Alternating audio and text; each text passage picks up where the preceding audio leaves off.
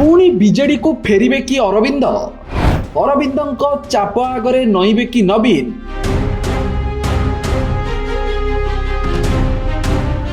पाटकुरा विधायक अरविंद महापात्रଙ୍କ निलंबन को नहीं राजनीति थमिबार ना नेउनी। निलंबनर ठोस कारण एजाए बीजेडी कहि पारि नथिबा बेले आज भुवनेश्वर रे शक्ति प्रदर्शन करिसेंती अरविंद।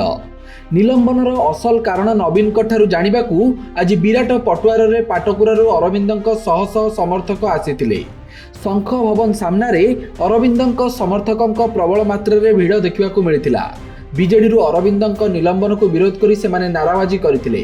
व्यापक भिड़ लागिथिबारु नवीन निवास सम्मुख रे सुरक्षा व्यवस्था भी कड़ाकड़ी करा जायतिला।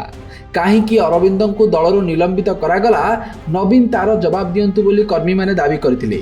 विधायकों प्रति अन्याय करा जायतिबा सेमाने कहिथिले। अरविंद बीजेडी रे मिसिबा परठारू सेमाने तांको सह अछंती।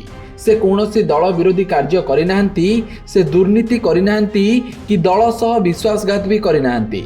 सबु अभियोग मिथ्या। विधायकों विरोध में चक्रांत करा जायछि।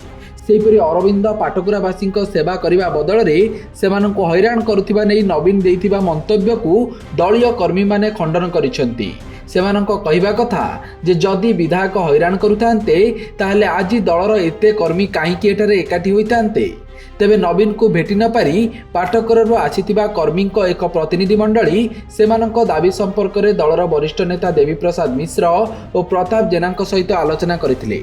आलोचना परे सेमाने कहिथिले जे प्रताप जेना और देवी मिश्र आमको प्रतिश्रुति देइछन्ती। निलंबनर पुनर्विचार करने सेमाने समय मागिछन्ती। नवीन सह आलोचना परे निष्पत्ति जणाइबे बोली कहिछन्ती, किंतु एनै कौनसी समय सीमा देइनाहांती। तेबे पाटकुरारू आसीथिबा कर्मी माने आज स्पष्ट भावे कहिछन्ती सेमाने दलर सभापति नवीन पट्टनायक और विधायक अरविंद महापात्रଙ୍କ सहित अछन्ती, किंतु सेमानଙ୍କ निष्पत्ति पूरा स्पष्ट। जदि निलंबन आदेश प्रत्याहार न हुए ताहेले सेमाने विधायकଙ୍କ सहित रहिबे। एभली स्थिति रे आगकू नवीन की पदक्षेप नेउछन्ती ताहा देखिबाकू बाकी रहिला। Bureau report, Satyapath news.